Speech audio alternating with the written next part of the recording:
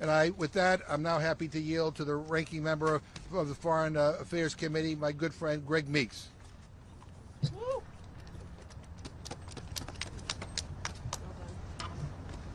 Thank you. Thank you for that inspiring and truthful words.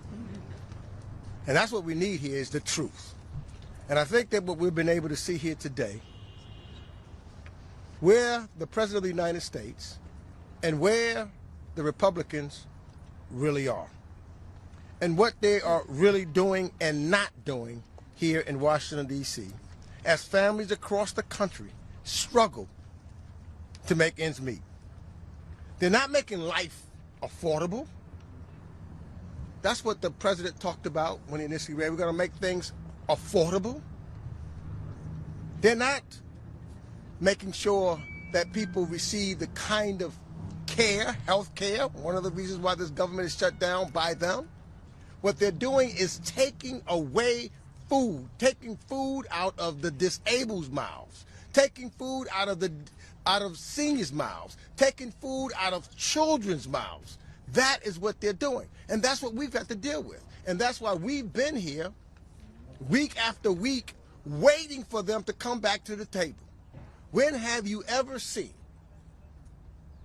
in the middle of a shutdown, a president of the United States, instead of sitting in the White House, bringing people together to try to figure out how do we work together to have a bipartisan solution? It has never happened before.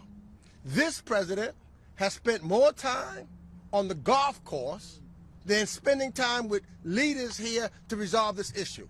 This president has spent more time around the world. Most times when people around the world, even presidents, have serious business around the world, but when there's a domestic problem, they say, I've got to get up and come home and try to help resolve the issues that are before us.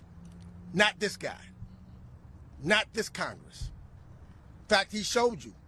We said that, and he lies. That's what he does. And that's not something that I'm just saying. You know, just go back to 2016. That's what Marco Rubio said. He was a liar. That's what all of the lead Republicans said right now, that he was a liar. And he's lying again. Even when you're talking about negotiating something, he doesn't intend to. We've seen it in his big, ugly bill. There's been shutdowns before. Never in the history of this country where there was a shutdown was there ever any threat to stop SNAP. Only with this immoral president who thinks he is king. In fact, what Trump said goes directly against what his own USDA was saying just hours ago, and is what his own press secretary said afterwards. With this administration, there's never order. It's just chaos and confusion.